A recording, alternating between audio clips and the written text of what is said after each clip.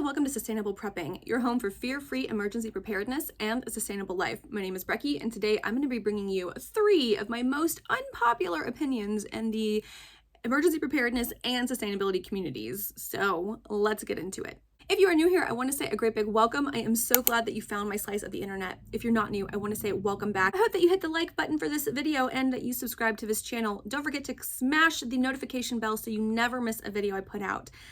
Now, if you find my videos helpful in any way, even if they are a little bit spicy, I would love it if you would share them with your friends and with any of your community members online.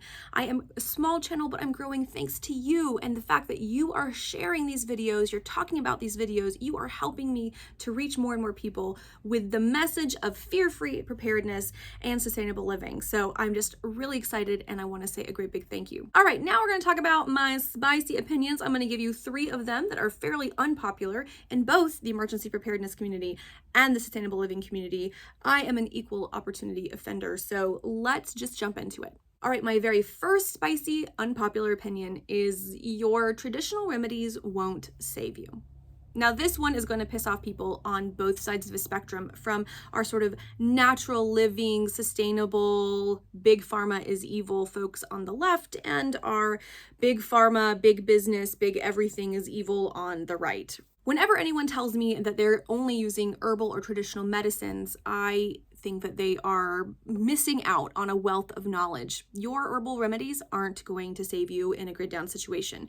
That is not to say they aren't valuable. In fact, I think a combination of traditional herbal medications and allopathic medicines are the way forward. It is going to be somewhere in the middle where we combine Western medicine or allopathic medicine with traditional herbal remedies that is going to help us really thrive in the future. The problem is, those of you who've studied herbalism will know that herbalism and traditional medications are good for chronic illness or prevention, but most herbs don't offer high enough dosages to really impact acute symptoms. So for example, herbs and other traditional medicines might be great at helping you manage your blood pressure over a long period of time, but if you're having an acute cardiac situation, they are not going to be able to give you the relief that you need. Likewise, herbs and other traditional medications might help you manage your blood sugar over time, but if you're someone whose pancreas has stopped producing insulin, they are not going to save you. Now, I am no fan of big pharma, okay? I really find big pharma incredibly problematic, and the fact that we have made a multi-billion-dollar industry on health is just, I think, kind of evil, frankly.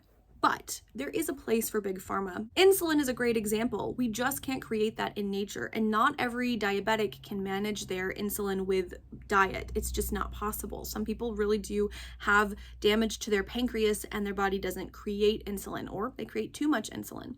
We need interventions to save these lives, and in the past, those people died. One of the things I think is frustrating as a historian is all the people who are like, but my organic diet and my herbs are going to save me because my ancestors, and I'm like, all they had to do was live long enough to produce a kid. They might have died the next day, right? So people died in huge quantities of lots of kinds of preventable diseases. In fact, it was the development of penicillin that was able to help us curb the 1918 flu epidemic. And penicillin, while it does come from a mold, had to be concentrated in a lab to get to the concentration where it could actually fight off the illness. All of that to say is, I think anybody who exclusively relies on traditional medication and herbs is setting themselves up to disaster, frankly. I think they're setting themselves up to experience lots of unnecessary illness and infection because herbs and other traditional medicines are not designed to deal with acute issues. If they were, we would never have developed allopathic medicine. On the other hand, I think allopathic medicine is sometimes overkill, and we overprescribe and we over-rely on symptom negation rather than fixing the root cause. True health is going to lie somewhere in the middle, with allopathic medicine available for acute issues that cannot be solved with lifestyle changes and herbal and traditional remedies.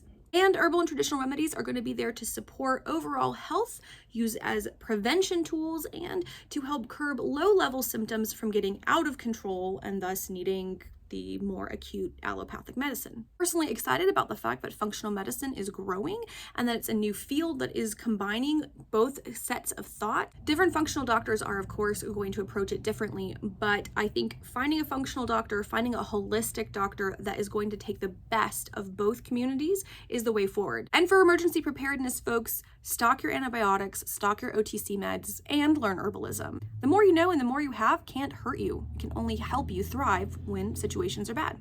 My second spicy unpopular opinion is going to piss off everybody in the emergency preparedness community, and that is I don't think you need a year's supply of food. There, I said it. I think the gold standard that a year's supply of food in your basement is the way to go is actually bad resource allocation. Now, if you have all your other bases covered and you have the space and the money to bulk up to a year or two of food, awesome. But the fact that we set this up as the benchmark for most people in preparedness, I think is unrealistic and is unattainable. The fact that this is what is touted as what it takes to be prepared turns off a lot of people who think, well, if that's what preparedness is, it clearly isn't for me. I think the average family would be fine with anywhere from 4 to 6 months of food, and that's a much more manageable goal to reach. Additionally, I don't think it all needs to be in rice and beans and buckets in your basement.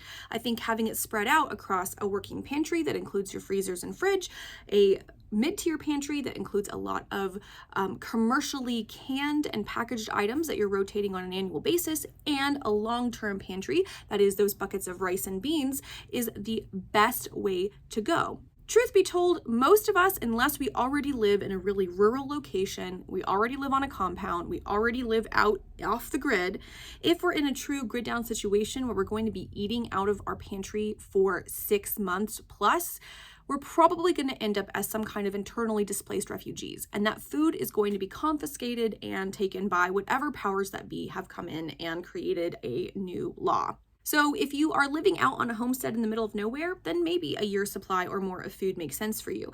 But if you're someone living in the suburbs or the city and you are likely going to have to leave if a grid down situation prolongs more than a week or 2 or 3, then having a year's supply of food just doesn't make sense. I think a starting goal for everyone should be to have a 2 to 4 week working pantry and a 1 month midterm pantry. That gives you anywhere from 6 to 8 weeks worth of food, and for most emergencies that's going to be more than enough to see you through.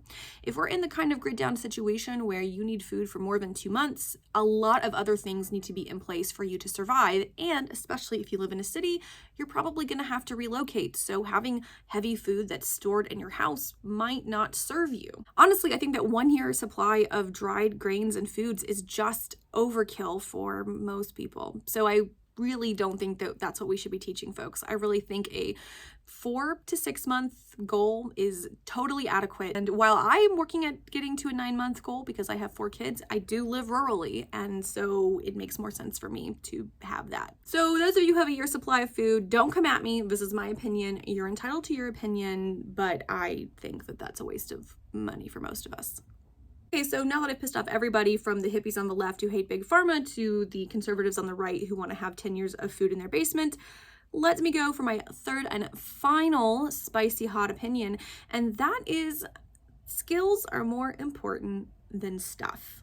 Now, this isn't as unpopular as it used to be because there's a lot more of the emergency preparedness community that has definitely embraced a more skills approach. But when I started in emergency preparedness back almost 10 years ago, it was definitely a gear-centered practice. Everything was about having the right gear, having the right stuff for your bug out bag, having the right generator, having the right firearm, having the right solar cooker, having the right XYZ. Instead of building skills, it has shifted a little bit, though you still see a lot of focus on gear. And I think it's because gear is fun, right? The cool new tech, the cool new thing is sexy, it's fun, it's good to review. But at the end of the day, your gear can always be taken from you. It can break, it can be lost. You might have to leave it behind, but your skills you have forever. The skill of learning how to grow a garden will serve you no matter where you are. You might have to augment based on the climate, but if you have the basics down, you can grow food.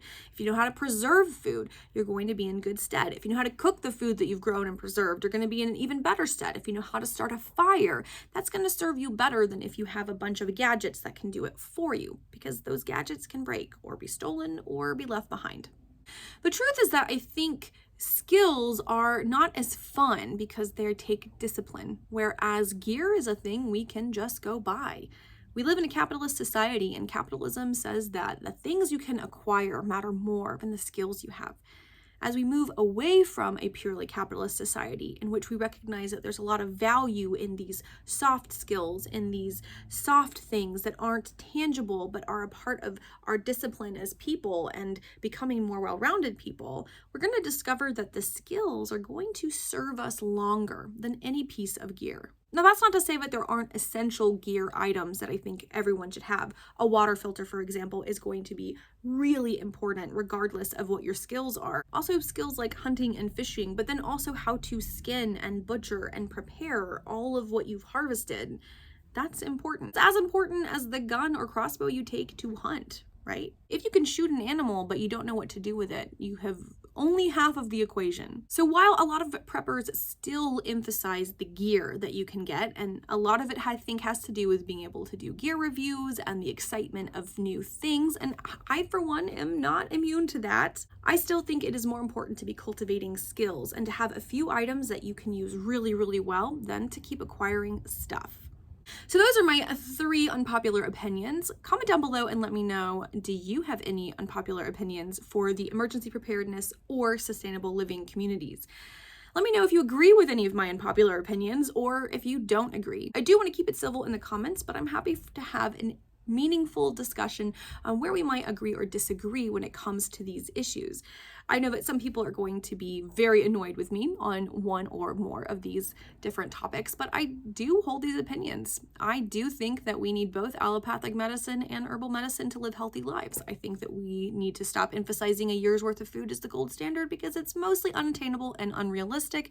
And I think that you need to be building up your skills because that's what's going to serve you in the long run.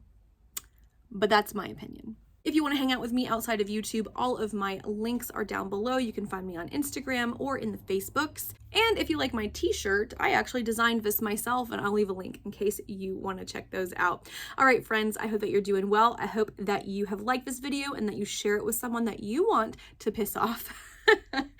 And until the next video, happy prepping.